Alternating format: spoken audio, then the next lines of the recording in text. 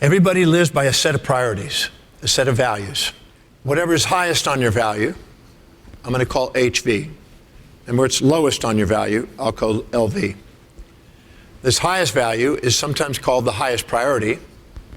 And of course, the lowest value would be lower priority. And the thing that's highest on the values is what is most important. What is lower on the value is obviously least important. So you have things that are more and less important in your life. Would you agree? Now, this is incredibly significant to your destiny because the structure of these values, which I'll call the value structure here, or sometimes called the hierarchy of values, dictates your destiny. The hierarchy of your values dictates how you see the world or perceive the world, what you decide in the world, and how you act in the world. Your highest values is constantly making you alert. Your reticular activating system in your nervous system is heightened and alert to things that help you fulfill your highest value and shuts down to things that are lower on your value. So anything that comes along that helps you fulfill your highest values, you're awakened to, alert of. Anything that's not, you shut down to. That highest value has been called the telos by the ancient Greeks. And the telos is the end in mind. One of my teachers called it the magnificent obsession, the thing that you are absolutely inspired by. It is the primary objective. It is a thing that you can't wait to get up in the morning and do. This telos, this highest value, was so significant and important to the ancient Greeks that they made a whole study of it. And they called it teleology. And teleology was a study of meaning and purpose. That means the highest value is the most meaningful thing you can do. It is your purpose.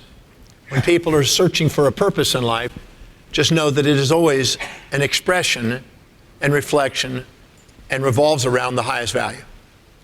So this highest value is intrinsic. It means that we are spontaneously inspired from within to do it. My highest value is teaching. I am spontaneously inspired to teach each day. Nobody has to motivate me. Nobody has to remind me. Nobody has to incentivize me to get up and do what I love doing. Your highest value is what you love to do. And when you do it, you feel fulfilled. And when you do it, you're inspired. And when you do it, you're grateful. And when you do it, you're enthused. And you have more energy at the end of the day than when you start. You love it. Every single person on this planet has this. But not all people live it. But the moment you live according to your highest value, you start to create self-governance. So whatever's highest on your value becomes your innermost dominant thought, your key to your vision, the key to your mission, your purpose. Your self-worth is maximized when you live congruently with your highest value. That's your greatest self-worth and ultimately net worth. As you go down the list of values, if you attempt to live by lower values, you require outside motivation to get you to stay doing them. So your lower values are extrinsic. They require outside incentives. People who are not inspired by what they do need motivation and incentives to continue to do it. So motivation is never a solution. Motivation is a symptom of an unengaged person. So if you need gimmicks to get you started, to get you motivated, to get you on track, that means you're setting goals that aren't yours. Because if you're setting goals that are congruent with you, you don't need that stuff. So your first discipline in life is to learn what is that.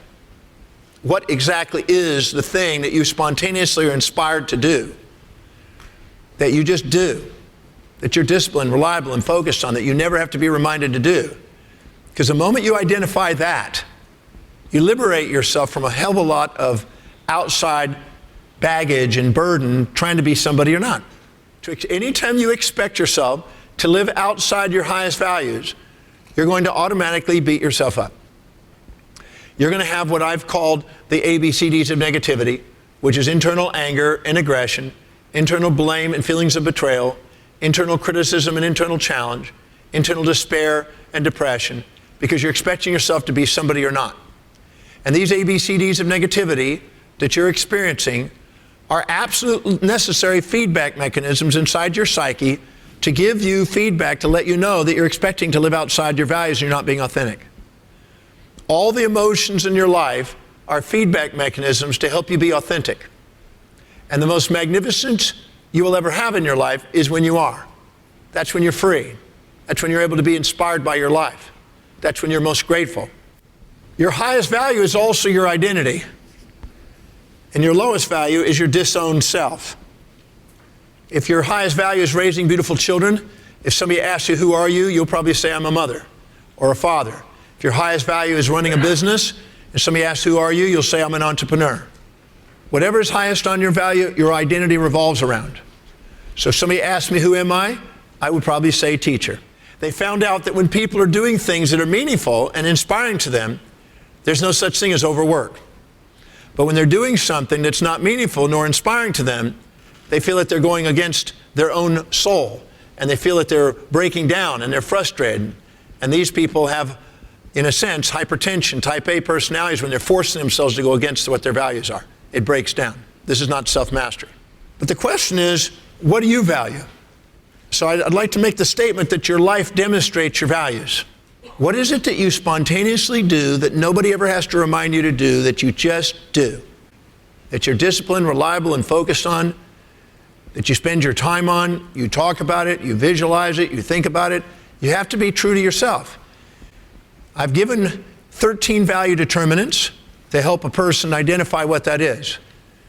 Because if I ask somebody what their values are, they'll usually distort things and tell you idealisms that society has imposed instead of being true to themselves.